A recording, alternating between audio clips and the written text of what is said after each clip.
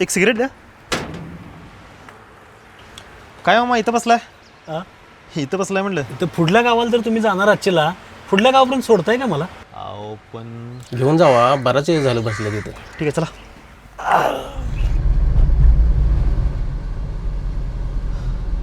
काय म्हणता मामा मग? काय नाही साहेब, निवांत बघा. घरात नाही कोणाला तर फोन लावून बोलून घ्यायचं नाही का? कोणच नाही हो घरात, त्यामुळे नाही बोलवलं. आलो मी.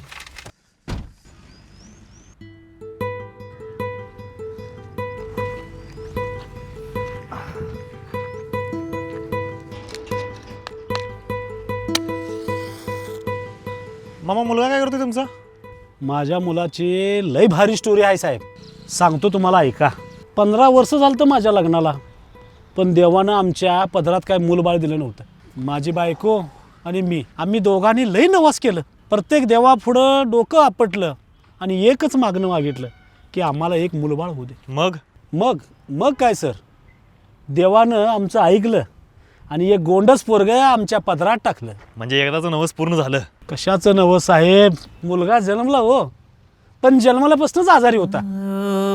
आणि सगळं डॉक्टर म्हणालं हे पोरगं काय आता जगायचं नाही. जुर्मी घेतली हो माझ्या बायकोनं, पुन्हा देवाला नवस बोलाली आणि पांडुरंगाला देवाला नवस मागितलं, माझं आयुष्य घे पण माझ्या लेकराला आयुष्य दे. देवानं ऐकलं सर आणि मुलगा बरा झाला सर. पण माझी कारभारी निघून गेली हो सर, मला सोडून निघून गेली सर.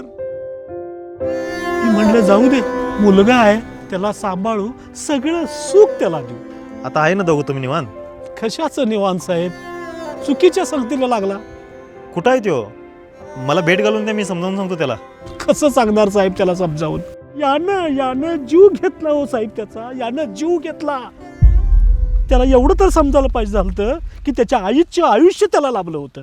तुम्हाला हात जोडून सांगतो साहेब, सोडून द्या ती नशा.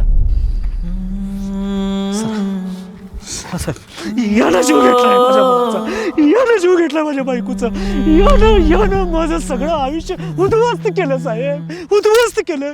मी जिवंत असताना मला मरण यातना दिल्या साहेब, या सिगारेटनं साहेब. याच्यामुळं माझा मुलगा गेला, याच्यामुळं माझा मुलगा गेला, याच्यामुळे मी जिवंतपणे मरण यातना